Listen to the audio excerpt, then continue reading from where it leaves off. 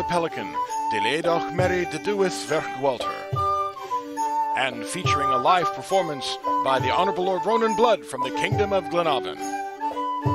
Me, I'm your announcer, Master Bjorn of the Northern Sea. And here's your host, Master Laertes McBride. Hi, everyone. Good evening. That's a little kind of creepy. I hope everyone's doing well today.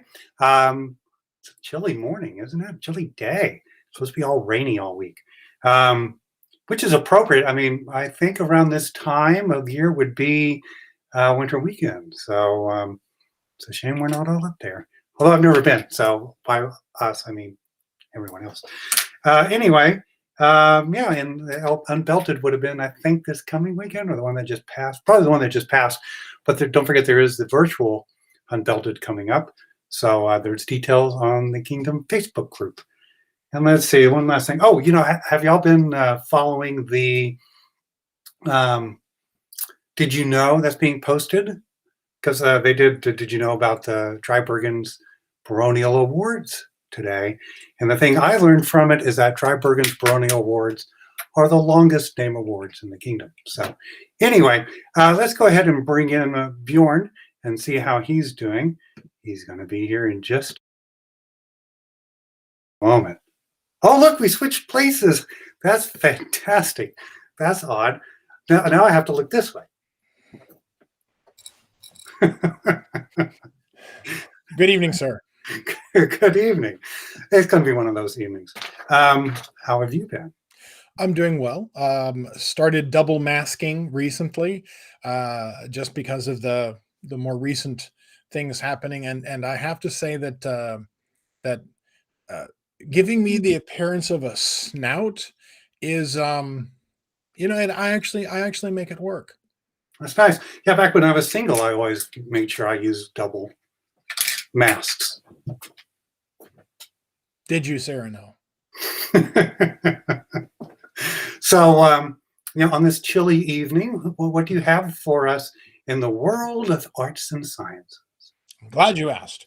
So we're actually going to talk about two things today, and then in particular, I'm going to reiterate something that we talked about earlier and during the shows. So one of the things I wanted to talk about was I wanted to talk about things that are new, and some things that are happening like right now, and some things that you'll have some time to prepare for. So today's websites, the first one we're going to talk about is going to be happening tomorrow. That's right, the 26th of January, and it is a Facebook class on Italian dueling history. And in particular, I think it's going to be a lot of fun because Dr. Stephen Hughes, who is a professor emeritus from Loyola University, Maryland, he's written extensively on the topic, given many lectures, has a book out, is going to be talking about the history, the historical context of dueling in Italy. Now, I will say that some of these things will be post-period because duels happened in Italy after 1600. But a lot of the information that will be brought up tomorrow, 3 p.m. Pacific on Facebook, is going to be information that if you are interested in the Duello Italiano, you would do well to give this a look. And like I say, Dr. Stephen Hughes' work is exceptional, and I think that you would really enjoy getting a chance to take a look at this. I am not entirely certain if the class will be available on Facebook after the class airs tomorrow at 3 p.m. But I certainly hope that it does, and you have an opportunity to give it a look. The second video I wanted to, not video per se, but the series of classes that I wanted to talk about is actually happening all the way out in the beginning of April. And it is the virtual West Coast Culinary Symposium for 2021. Now, for a lot of you, myself included, who had planned to go to the West Coast Culinary Symposium this last year, but of course the plague sort of canceled that and all other plans, we're really excited to see what the good folks for Caid, Ontir, and the West have put together for this upcoming virtual Culinary Symposium. And it starts on the 2nd of April, and it goes April 2nd, 3rd, and 4th, starting at 2 p.m. Pacific on the 2nd. If I were you, I would please get a chance to reserve early. Yes, this is free and open to the public. However, because of the possibility of high volume, they'd like to know how much volume. So if you get a chance to go in, reserve early, because they want to make sure that they know how many Zoom addresses they'll need, how many classrooms they'll need, and what it is that they can have the space for. Because as you guys know, since we've been in quite a few Zooms ourselves this past year, it always helps to know how many and where and for what. So I recommend that wholeheartedly. And even though it's not happening until April, letting them know sooner rather than later just gives them an opportunity to be more prepared. The last thing I wanted to talk about is also something that's happening a little quickly. It's happening this week. And that is on this upcoming Thursday, January 28th, starting at 7 p.m. Pacific, Drybergen is having their Bardic Circle. Now, this particular Bardic Circle isn't necessarily a Bardic Circle in as much as it is instead, well, a class by me. We're going to be workshopping 2 items for everybody. Everyone will be working on the prologue from Chaucer's Canterbury Tales, and then those people who are female presenting will be working on Phoebe, one of Phoebe's monologues from As You Like It, and those who are presenting as men will be working on Edmund the Bastards from King Lear.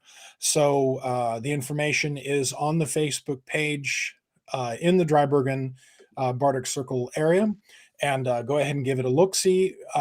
We are only working on those particular items because we're going to workshop all of the, in my opinion, what are the ways that you take what is essentially poetry, but done in a prosaic form, and how do you translate what you feel or how you want the audience to feel through that medium, while not giving it necessarily a sing-songy bent. So that's what I'll be doing when I teach the class on Thursday. You guys are more than welcome to attend. And as I understand it, once the class is over, if there's any time left over, then we will have a standard Bardic Circle after the fact. So who knows, maybe folks will get a chance to work on some of those things. But at any rate, so those are the 2.5 websites that, for this week. And I hope that those of you that get a chance to go to the class tomorrow, let us know in the comments or on the Facebook, or in the YouTube comments. Let us know if you enjoyed it, if Dr. Hughes was everything you wanted it to be. And I, for one, am interested to see if he goes all the way to one of the last duels in modern history in Italy, which was done in the 1950s with none other than the great Aldo Nadi. So who knows what he'll include in the class. I guess we'll just have to go tomorrow and see. All right. It confuses me when he's on the wrong side because I'm just so used to being on the other side. So there he is. Hi. See, now everything's right with the world. It is almost as if it is the way it is supposed to be, sir. Now I can know which way to look when I want to acknowledge what's going on. Yeah, see? Hey, how's it going, man? I don't have any riffs on it because I was busy doing some tech stuff. Anyway, so who do we have up for our guest today? We have the Secretary of the Order of the Pelican for the Kingdom of Caid. And that is, of course, your friend and mine, someone who's been on the show in their capacity as a bard. And that would be Mary Dedwydd verch Gwallter, who is going to be joining us and giving us all the information we need, or that we ask. Who knows? She may have lots more information we need, but you and I don't ask the right questions. We'll have to see about what it is to be a Pelican. Right. Oh, great. Well, let's bring her in. And she will be here in just one moment. Oh, let me unmute you. Hello. How are you? Hello. Doing good. How are you doing? I'm okay. We're working with our Bardic performer who's out in the sticks in Louisiana, having a little connection problem. So if I seem a little distracted, I apologize. I'm trying not to be rude, but I can actually see him now. And we just decided that we can't text each other because it takes away the bandwidth we need. Oh my. So I think we're good, and cross our fingers after this. But for now, let's focus on what's going on here. So, welcome. I know you've been on the show before as a bardic performer, so I appreciate you not getting scared off and it's deciding to come back. So Thank you for inviting me. of course. So a couple of weeks ago we had the Secretary to the Order of the Laurel come on, Maria Teresa, and talk about the mysteries of the laurel. So we thought it would be such a good reception from the viewers, and people are asking for more. So now it's your turn in the barrel to talk about how things kind of operate in the Order of the Pelican, and talk about how business is done, in general, how the meeting goes. But before we get to that, how long have you been a Pelican? I have been a Pelican 7 years, 7, 8 years now. Okay. And so from the moment you started the SA, were you always interested in helping out in service and providing support and such? Or? Well, yes, because I'm easily bored. Huh? And so service meant I always had something to do. Right. Never bored. There's hands in, and that was always fun for me. It helps that I'm from Dry Burgundy, and Dry Burgundians don't let Dry Burgundians serve alone. So I learned really early, it's more fun if you pitch in. Right. Now, how long have you been the Secretary to the Order? I am, about a year. Oh, okay. So it's not like you've had a lot of meetings. Not a huge ton of experience. I've been secretary for 2 to 3 meetings now, so year and a half. Right. And see, there was a virtual one, right? In that, and a real one too. There's one virtual one. Part of it is because this is the 373rd day of March of who knows when, all of the time is sort of blurred together. Right. So I think it'd be a great opportunity right now, just kind of give an overview of how the meetings actually run for the Pelican, and like the voting threshold and all that kind of stuff. Just kind of briefly. Because my first instinct is to toss off a flippant comment. It's like Congress, but with a 2-drink minimum. But no. What happens whenever someone sends in a letter, that letter automatically becomes part of our agenda. Okay, so we meet once per reign. And so whenever the Order and their Majesties kind of determine the date, about a month prior, we get our agenda, which is all of the letters that have been sent from the date of the last meeting to about a month prior to the new meeting, so that everybody has a chance to read over the letters, make sure they know who the person is. Do they have an idea? Have they seen them? And then when we get to the meeting, we talk over, we get sort of preliminary business out of the way. And when we sit down and we talk about candidates, the first thing we do is establish the body of work. How long has this person been working? What kind of work do they do? Are they more upfront, out in front of people? Are they back behind the scenes people? Are they a little bit of everywhere? Has the quality of their work been good? Has anyone had to do cleanup after them? When we establish the body of work, then we talk about what we call their PLQs, their peer-like qualities. And that's a little shakier question.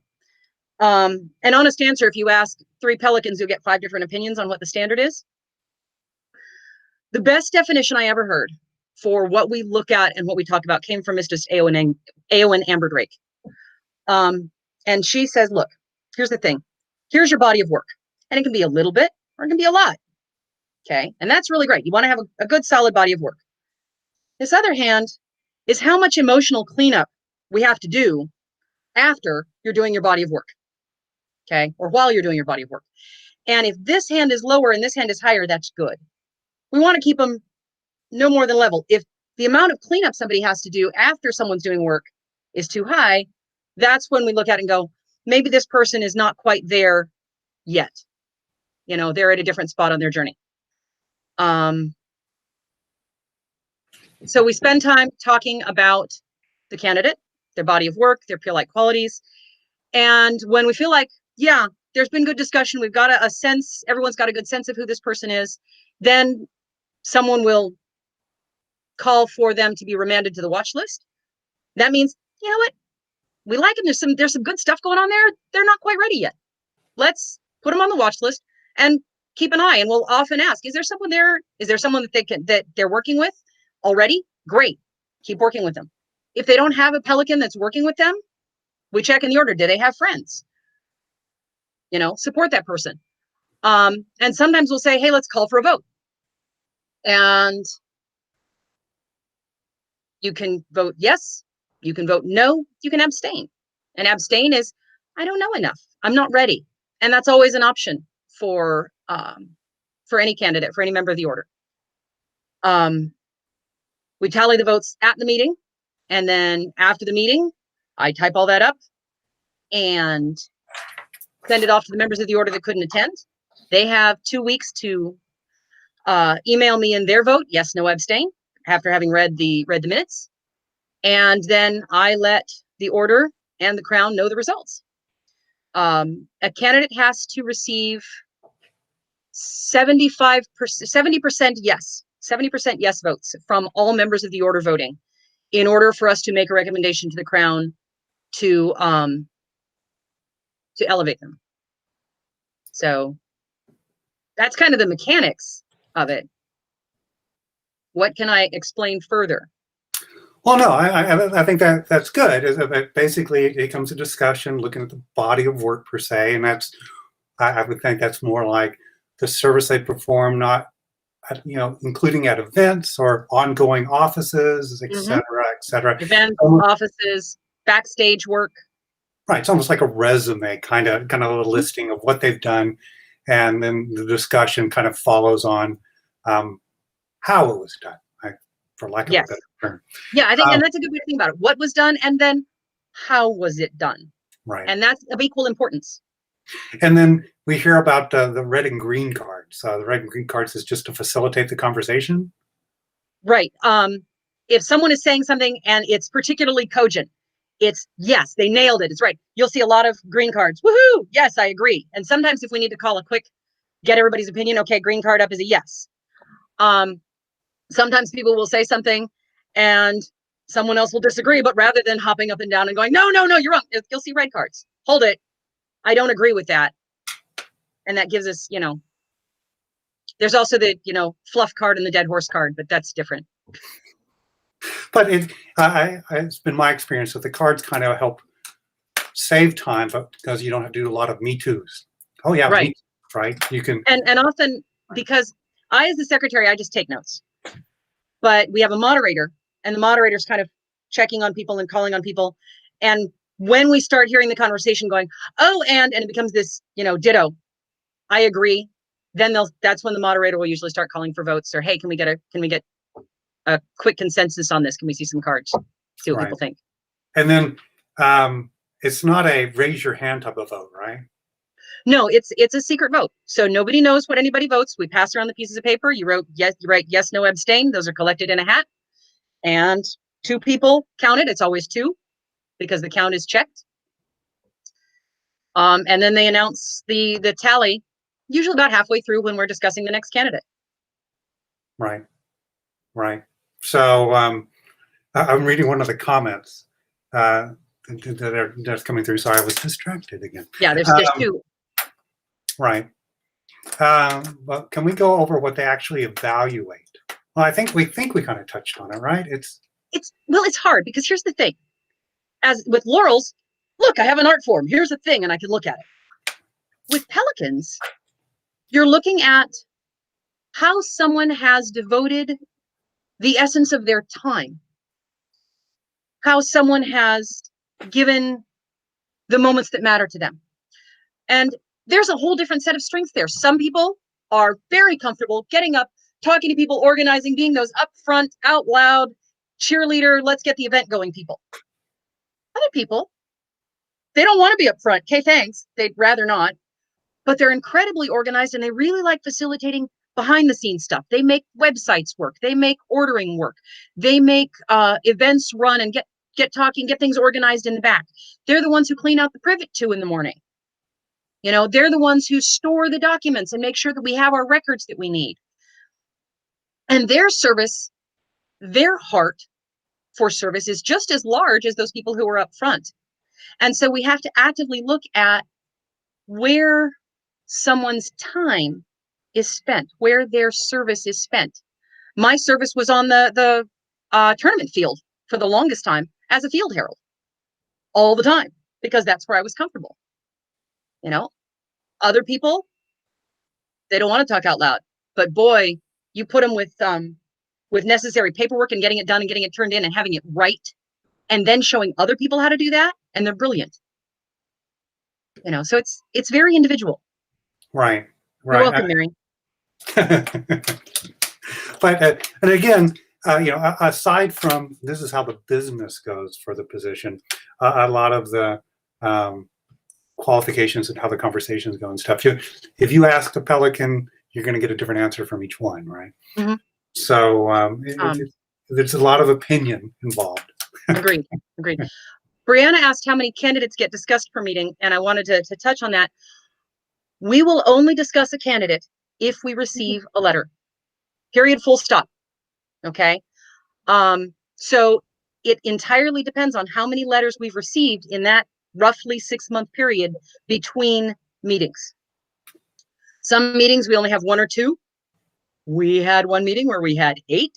That was a long afternoon. So it entirely depends on how many letters we receive. Right. And a member of the order just can't bring someone up in the meeting. They have to go through the process of submitting a letter for everyone to get it onto the agenda, correct? Exactly.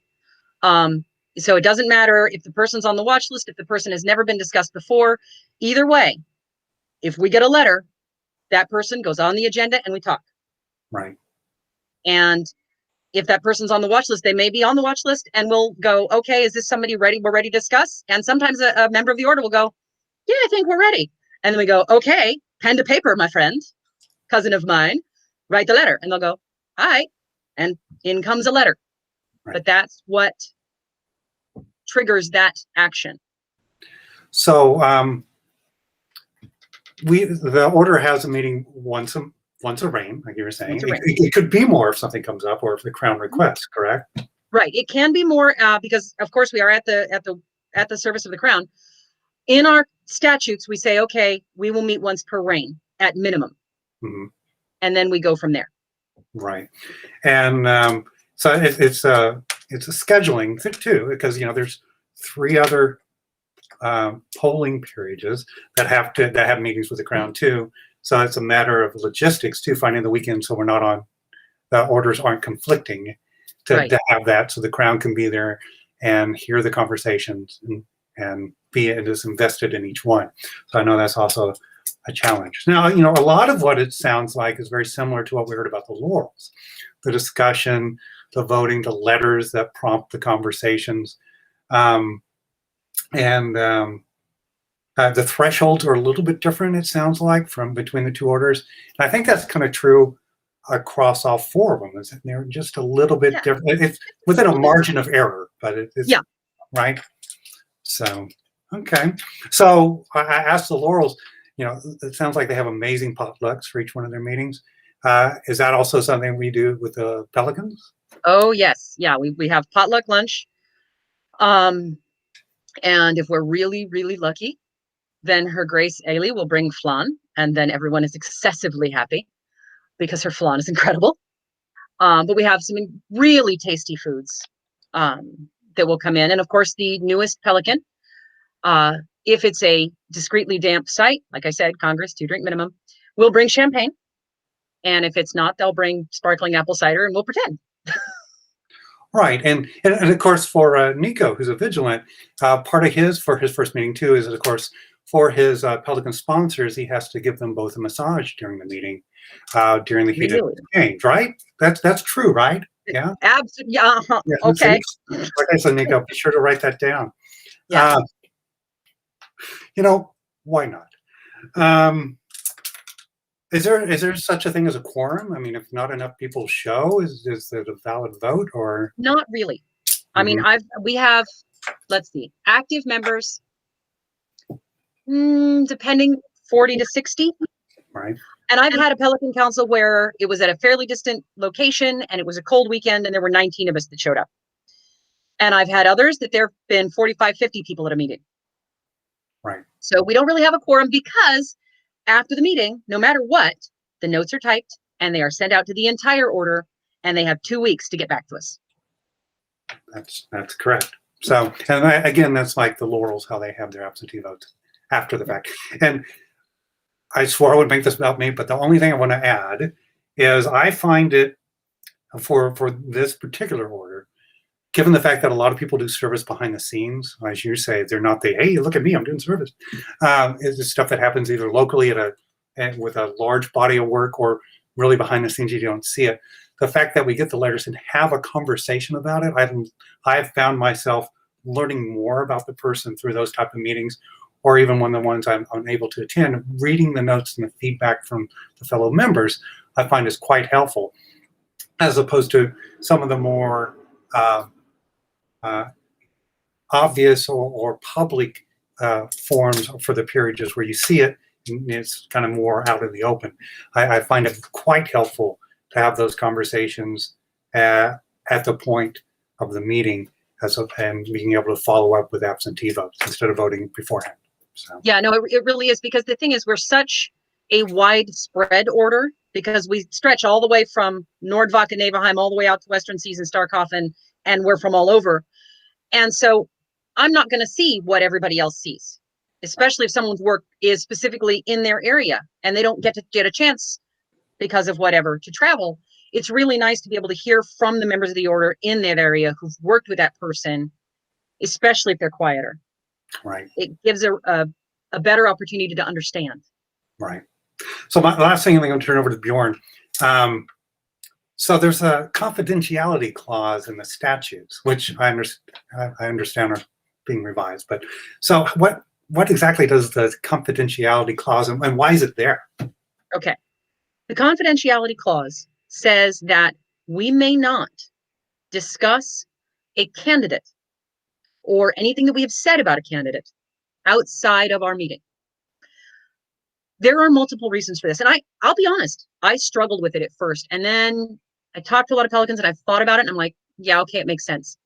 Because the deal is this: if you know you're being talked about and then nothing happens, that's devastating.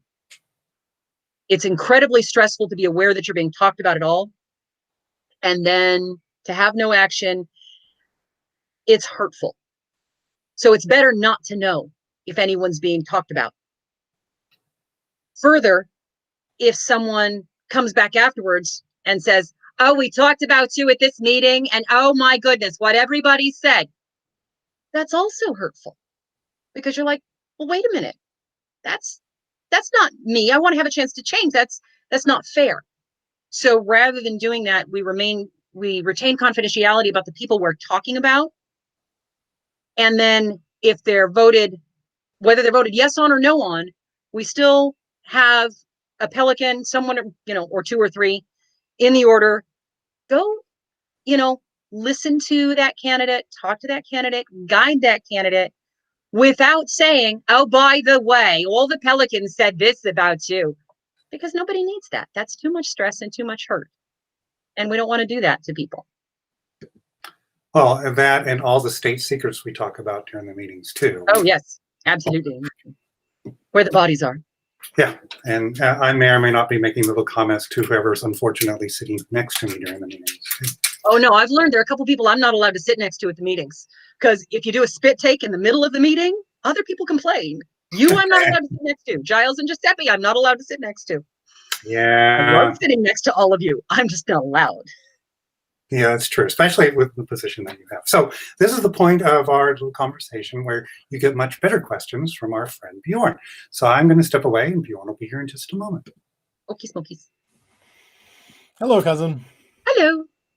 So one of the things that was, as soon as people knew that you were going to be a guest on the show, there were a couple of folks that wanted me to posit a couple of things to you. And I assume that that these are questions that they also we tried to get around to asking Maria Teresa, and I think it's that case with all of the orders, but Pelican specific, of course. Is it detrimental to someone to have a letter written about them when they just simply aren't ready? No. The reason for that is if they're not ready, what that does is that tells us they're not ready. But then we talk, and as we discuss, we go, oh, okay, they're really good here. Here's an area that we see that there's an area of struggle for this person, an area for growth. And then we're like, okay, who's there to help that person?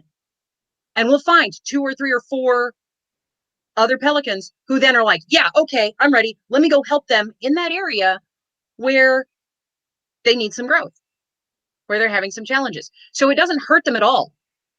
It brings them to the attention of the order. And then the order's like, awesome, let's step there and help them get where they want to go. Help them get further on the path.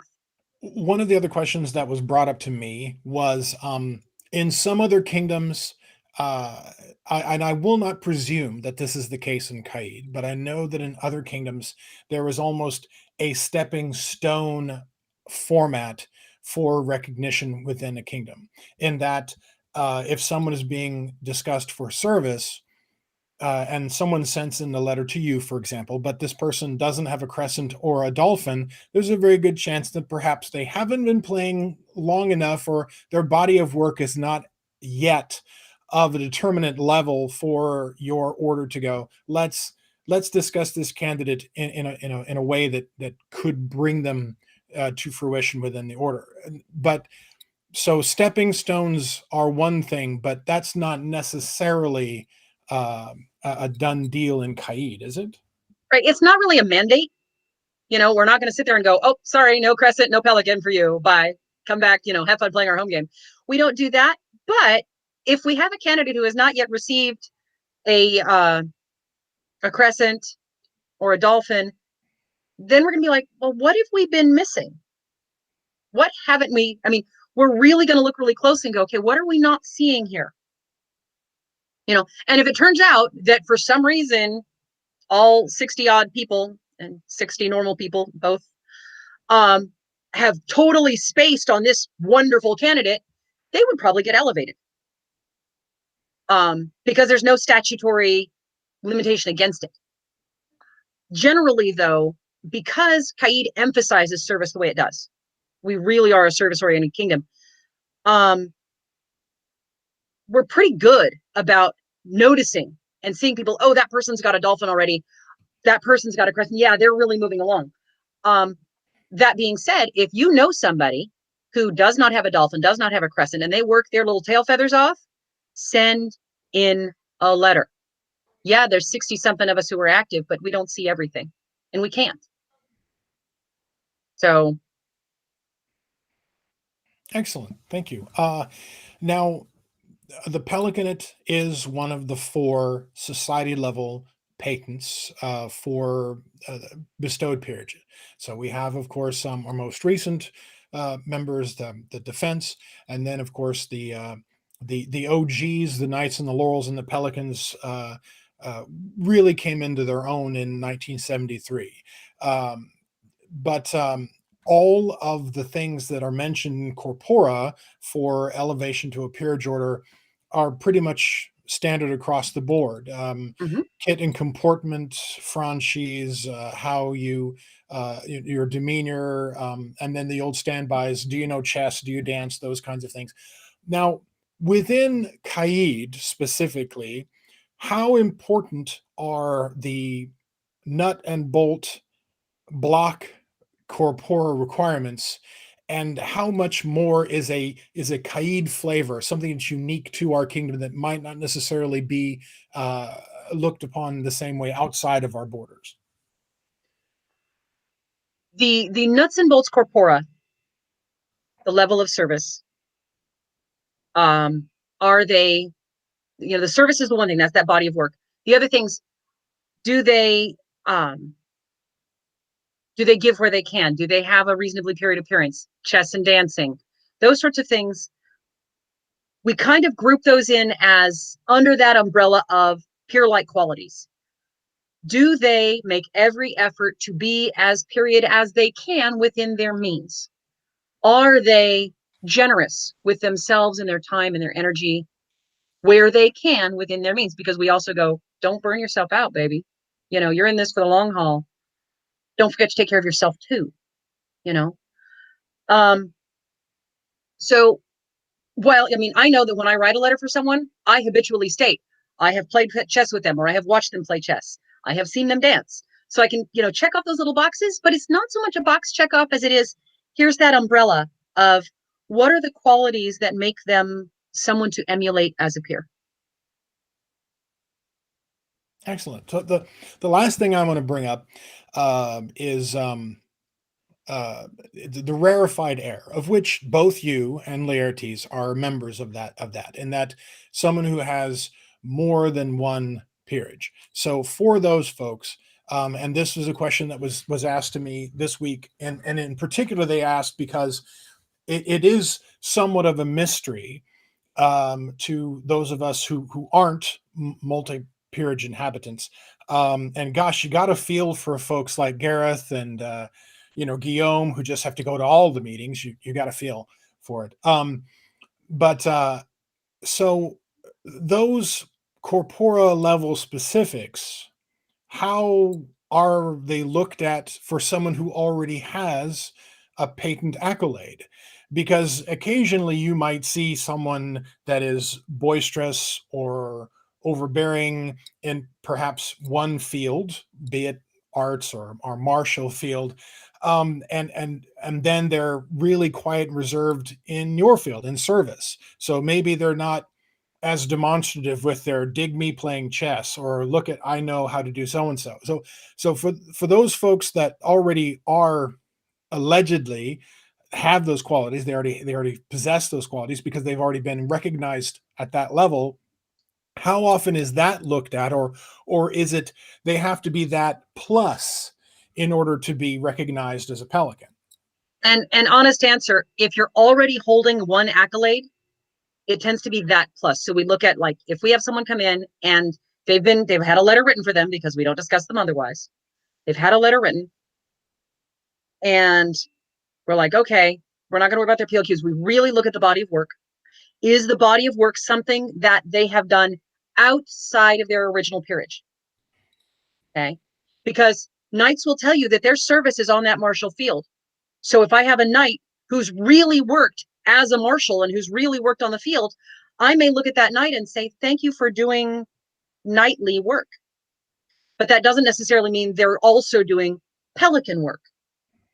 But if that same knight, for example, not only works on the field, but then also works to run events, works when he doesn't have his armor on, doesn't work on that tournament field, but works organizing, works contacting people, works outside of the area of their peerage, then we're like, aha, okay, that's now Pelican level service. When we look at their peer-like qualities, we kind of make that discussion a little bit faster because we're like, you're already a peer. You should have those. But we do consider, are your behaviors since being made a peer still of the same appropriate level? And they must be, so that we can invite you into the order. Does that make sense? It is exactly what I had hoped you would say, because the people who asked the questions, they gave specifics, which I am not going to do here, and but it was sort of a, well, if this happens and if that happens, how do the Pelicans make the determination? And my immediate response was it typed out, I don't know, so I will ask, and thus I have. And thank you for the very honest answer. I think one of the things that I've really enjoyed about the conversation that Laertes had with you and that I'm having with you now is the transparency. Yes, there is making certain that the sanctity of the circle, the keeping things confidential is exceptionally important for the reasons that you mentioned, and many others besides, if no other reason than the sense of honor, really. But it also is nice to know the things that can be transparent, they are made as transparent as possible, so folks know how these determinations are made, because it is a very it is rarefied air. It is a special thing, and for folks that have the aspirations to join your august order, which I think is really one of the most challenging, because of the work is so so broad, and there's so many things. I mean, yes, there's all different types of laurels. That's true, but service in and of itself, I also personally think, isn't something you can necessarily teach. You can teach someone to become more efficient, but you can't really teach somebody the how to tote the barge, how to lift the bale, when to know when volunteering is necessary, and when to assist others. Right. Sometimes that's an inherent thing. It's that emotional intelligence that's, find that balance between dive in with both feet because I want to do something, and recognizing when is the right time to do that. Yeah. Well, thank you so much. I appreciate that. And for the folks that are watching, or the people that sent me the questions, I promised I wouldn't say any names, and I didn't. And thank you, Mary, very much for answering them as thoroughly as you did, because I do think that those are the sorts of things that folks need to know, and I think it helps them understand what being a Pelican is to the society. Because I personally feel that your order is what makes the society go, what makes it run. Service is what allows me to bellow on stage, or allows Laertes to draw his blade on the field, or what allows the knights to make noise as they strike sword to shield, and attract all of the mundanes to come by and watch. But we wouldn't have a place, we wouldn't have a space, if we didn't have all of those proper papers filled out, and each municipality, which in Caid there are so many, they allow these tent stakes can only be 4 inches in the ground at this particular place. This place is a dry county, etc. And to have to juggle all that information kingdom wide, my cap is off. It can be a little nutty. All that you do, really. No, it's that was the point. and where honest answer. Because if not, then we can continue to chat. But we can keep talking. No, honest answer. I'm happy to answer any kinds of questions that people have, because other than candidate discussion, please find out what we do. Ask. Right. And it should be encouraging for other people that if they made me a Pelican, you have a shot. Notice she didn't disagree, by the way. So now we come to the part of the show where we ask you trivia questions that may or may not be related to what you do. More often than not, I don't do nothing. I just work here. Exactly. So, so Bjorn, what is the name of the game for this week? This evening's game is Pelican, more like Pelicant. That's true. So, as the Secretary of the Order, you're responsible for basically saying what the order does and enforcing the rules that the order has. So I have right. So I have a list of laws inside the state of California, and some of them are real and some of them aren't. So since you have to enforce the rules, I thought it would be a good opportunity for you to tell me what people can do and what people can't do. So, okay. So it's just true or false. So in Chico, California, detonating a nuclear device within Chico city limits results in a $500 fine. I would argue that that's kind of a minimal that will happen if somebody sets off a nuclear device in Chico County. That's the least, that's the lowest level. I'm going to assume people can't do that. So that's true. That's true. There's a $500 fine with that. Let's see. In Los Angeles, it is a misdemeanor to shoot a well from a moving vehicle.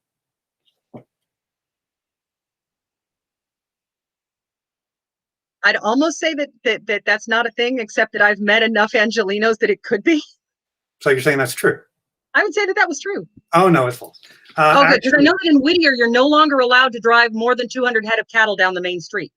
Right. It's a misdemeanor to shoot any kind of game from a moving vehicle unless the target is a whale. So there you go. And then as a corollary, it's against the law to shoot a whale. So I think they both cancel each other out. Okay. in Hollywood, because of what you said, it is illegal to drive more than 2,000 sheep down Hollywood Boulevard at one time.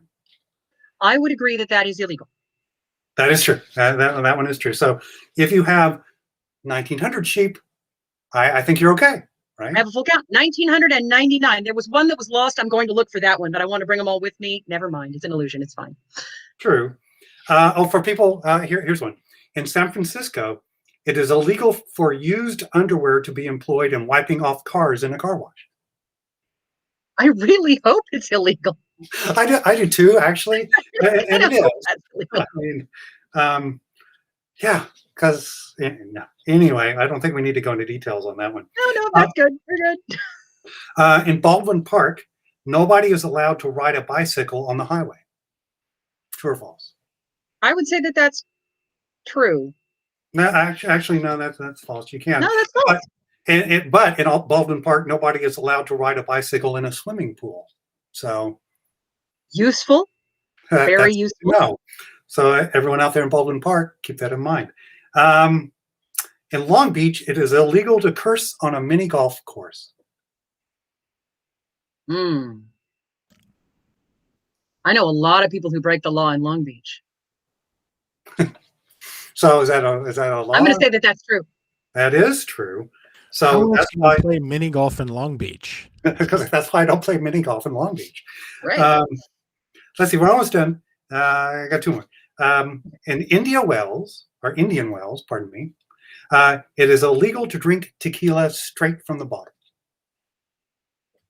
That's not true. That is correct. In Indian Wells, it is illegal to drink cement. So just keep that in mind. You know, there's an old saying, never be the guy that the rule is named after. I really want to meet some of these people, or at least read their story. I mean, what are you doing? Walking down the road and go, you know what? That cement's looking mighty tasty. Come on, take a sip. Wait, no. Let's see. I have a choice between two. Well, we'll go with this one. So true or false? In Los Angeles, it is against the law to lick a toad. I'm going to say that that's true, only because probably during the 60s, someone had, because there's psychedelic toads, and I'm willing to bet people tried it, and I'm willing to bet someone else said you can't do that. So I'm going to say that one's. That is correct.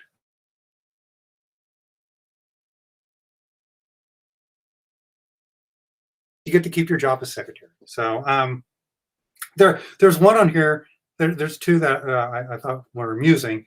One was in Fresno. No one may annoy a lizard in a city park, but I guess you could do it at home. So if you see a lizard in a city park and you're mad at it, just take it home. And then it is a crime for this is in LA. It is a crime for dogs to mate within 500 yards of a church. How they know that, I don't know. So. Wow. That's funny. So anyway, that's all we have for the evening. Thank you for playing along. Thank you. Quite well. And thank you for the insight and guidance about what it really means in the mysterious world of the Pelican meetings and taking on the service. One thing we didn't talk about is that during this downtime, upon taking on the office, you've started work with a committee or two to take a lot of the documents that are associated with the order, not only the statutes, but other ancillary documents, and working with the groups and bringing them up to date in the modern electronic world, and wrangling us to look at them and give you feedback. So it's been some interesting cat herding. It has been interesting, but it's been fun to really dive into why a rule is there and what its purpose is in the order. And that's always a good conversation to have every few years. Like, why do we do this? Is it just a habit?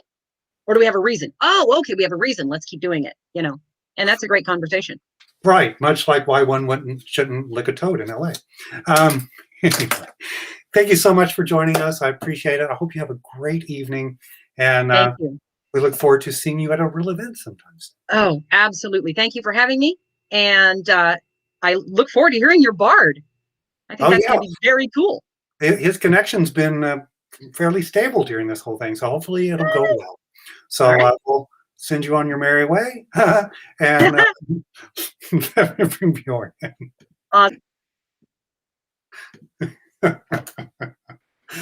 Hi. I knew you were going to do that. I just knew it. And, I amused myself. I amused myself much too much with that one. So Pat Sajak wouldn't have been happy. So anyway, so let's just preface what we have going on. We have a bardic performer from where? Who do we have coming up?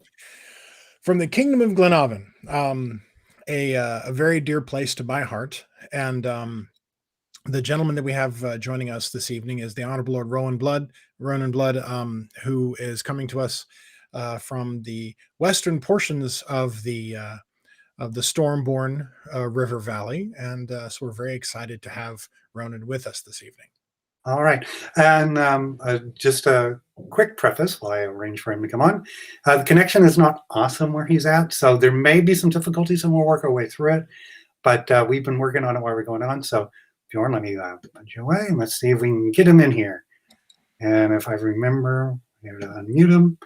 And hello, Rónán. Can you hear me? Yes. Can you hear me? Oh, yeah. We hear you fine. This is great. Oh, yay. It's hanging on by a thread, but it's hanging on. I know. I've been watching you stress in my little preview windows, like, oh, moving around and things. Well, yeah, because we did all that sound check with all my studio gear. It worked perfect. And then, of course, none of that worked. So I've got my phone zip tied to a mic stand. And I was building a little soundproof booth around it the whole interview. I hope I wasn't making you dizzy. Oh, no. That was great. So you're in Gleann Abhann.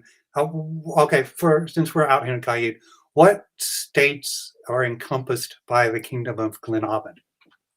We've got Arkansas, I believe a bit of Tennessee, Louisiana, and Mississippi. So we are down here and got some swamp, trees, cypress snubs. We got it all. So right now fantastic. We're having a nice 72-degree winter. Mosquitoes. Yeah, mosquitoes about this big. Yeah, you put a leash on them, take them for a walk. So how long have you been in the SCA? About 5 years. I think I'm coming up right around my 5-year anniversary. But the first year I was in Anestheora while I was going to college down there. And then when I graduated, I came back home to Louisiana and the Kingdom of Gleann Abhann. And were you always been involved in the bardic arts as you've been in the SCA, or did you discover it, or is that what brought you in? Well, I started in an incipient shire. They were trying to get started, and so they were asking me to come in. And they said we need officers to make the shire work. I didn't know what any of that meant, and so they said we need a officer of arts and sciences, and I thought that was bardic. So for months, that's all I was doing, thinking that was the entire office. Of course, somebody schooled me later, but yeah, I hit the ground running with bardic arts in the very beginning. But I've been a musician for a long time, so when I hit there, that was my sole focus for a while before I got into all the other, cool fighting stuff and everything else. But that bardic art still holds my heart through the whole thing, though. Right. Well, you learned the lesson early is to ask the question before you volunteer, right? Ask the questions first, then say yes. But that's awesome. Now, I want to take advantage of the fact that the connection is pretty stable. I have plenty of other questions, but I don't want to miss the opportunity to hear you perform. So I'm just going to go straight into, can you tell us about the piece you're going to perform this evening? Well, most of what I do is I write music in the SCA. I'm not great at doing period music. I'm not smart enough for that. So I leave that to my smart bard buddies to do that kind of thing. So most of I write, tavern type songs, beer drinking type songs. That's what I do. So this is just another one of those that I wrote. I don't know. I guess there's nothing to it but to do it. Huh? All right. Well, the floor is yours, Rónán. Here you go. All right. While we have stable connection.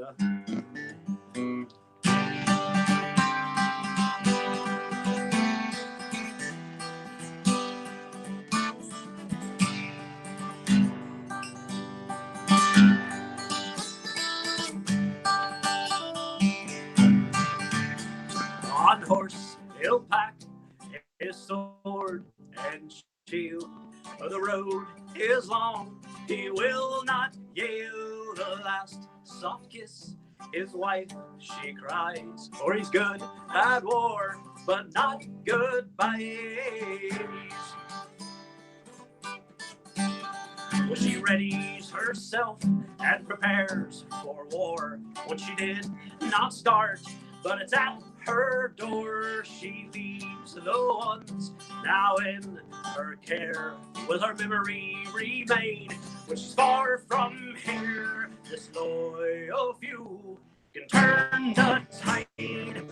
We fight for one, we fight for all. We cannot rise if we don't fall. We fight to live, we fight to die.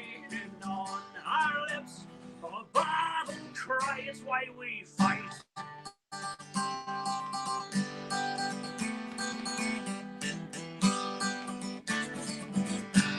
For the young and the old, they now bear arms to defend their love, their land, their farms. A band of few with a warrior's heart, no army of kings could tear apart. The common man will rise again. We fight for one, we fight for all. We cannot rise if we don't fall. We fight to live, we fight to die. And on our lips a battle cry, it's why we fight.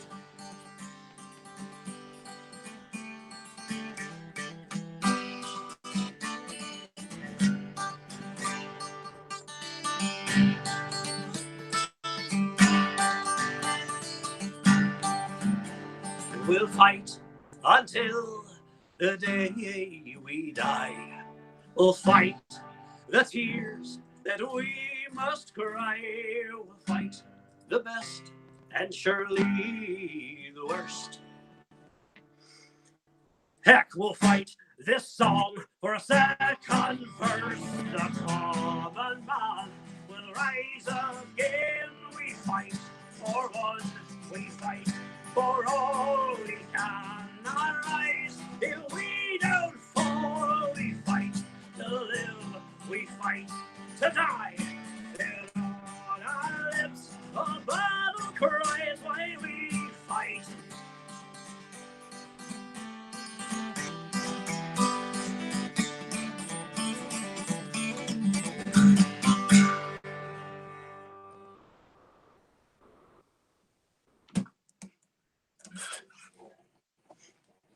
Okay, so we get a drink. I was muted. I was just saying that was fantastic. Thank you so much for sharing that with us. You know, I'm going to ask now because the connection, your sound was great. The connection's a little.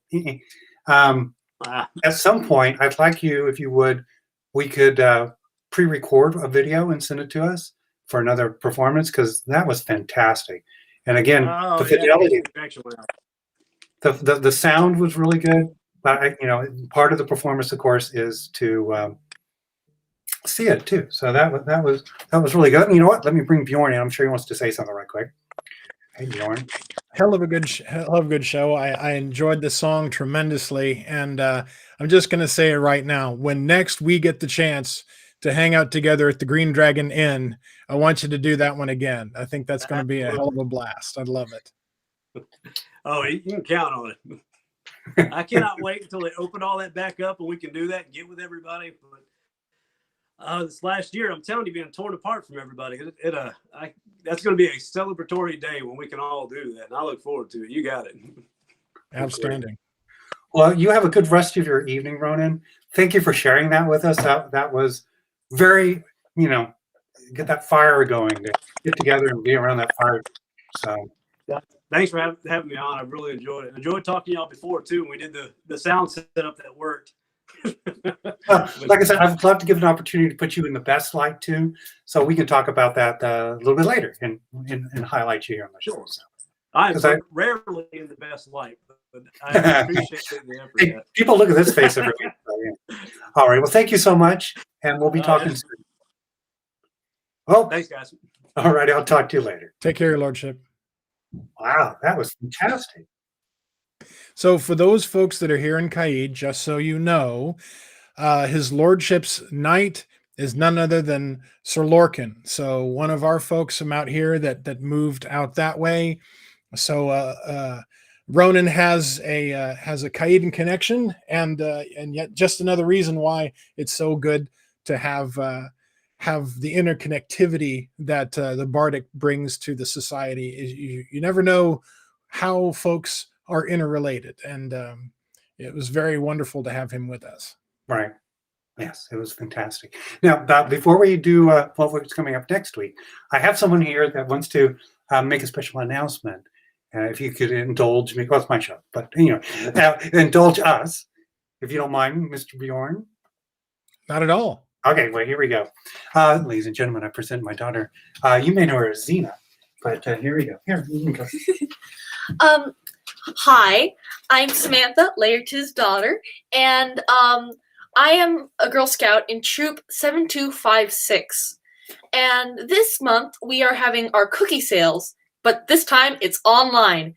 And the link will be in the comments below to my online cookie site. If you would please buy some cookies on my online store to support my troop, that would be I would be very thankful. Sorry. All right. And that's our commercial sponsor for that. And actually, because of the fact that they're not really able to go door to door or do boothing this year, a lot of the cookies are now via online, and you can choose whether to have them hand delivered or shipped to your place. So, and I just have several dozen boxes of Thin Mints placed into a t-shirt cannon, just fired at my face, because I mean, death of 1,000 cuts, man. What can I say? Really, really good cookies in quarantine. I might as well Jabba out at this point. Right. And I just want to thank everyone that has supported Samantha so far this year.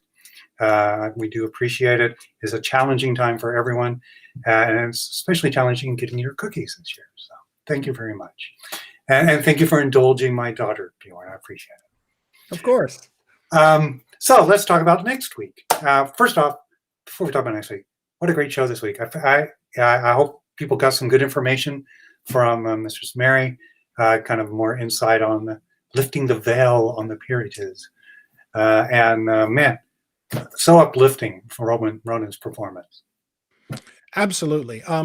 To Mary's point, I want to thank all the people that sent me private messages on Facebook to ask questions.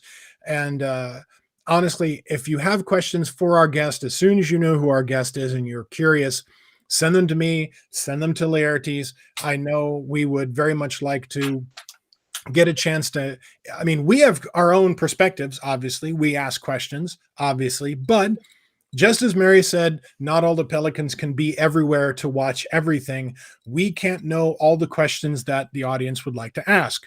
And sometimes things are moving so fast in the comments section, we can't necessarily get to them all. So if we have them ahead of time to ask, that's just great. And I want to thank those people that sent me the messages so I could ask the questions. And I want to thank Mary very much for answering them as well as she did. Yeah, and I will say Bjorn's much better about remembering what we're supposed to ask than I am. I write it down. I make sure that because rather than look at the little picture on one of my monitors, I actually write them down. So I go, okay, this person, I have to answer this one, because I don't want to forget. I say I'm going to ask the question, and I don't want to forget when I say I'm going to. So I write them down. So speaking of lifting the veil, next week, Sir Artis, the liaison to the Order of the Chivalry, will be here to answer the questions on how the chivalry meetings go, and kind of give us insight on one of the martial peerages and the differences between what we've already heard from the Laurel and the Pelican. So that'll be fun. And who do we have lined up? We have a couple people lined up. Another great performer from Gleann Abhann. It's great when it rains, it pours. We hadn't had a chance to have Gleann Abhann at all during the last calendar year. And here we are at the beginning of this year, and we've already had one, and we're in line to have another. It's just a scheduling thing. Or we will have a guest that will be performing that has been on our show before. from the Kingdom of the West. So we have a couple of options, and we're just trying to work out logistics since not everybody can just go, oh, sure, Monday night, I'm there. But for those folks that can, we're always so very thankful and grateful. Right. Yes, and hopefully more like this evening. That was fantastic. Anyway, well, thank you, my friend, again, for being with me this week, and I appreciate it. Glad you're doing well. My pleasure, and thank you for inviting me yet again. The show wouldn't be anything without you. So anyway, and to all our viewers, thank you for joining us, and be sure to come back here next week when once again we will be live. Okay. We'll see you then. Bye-bye.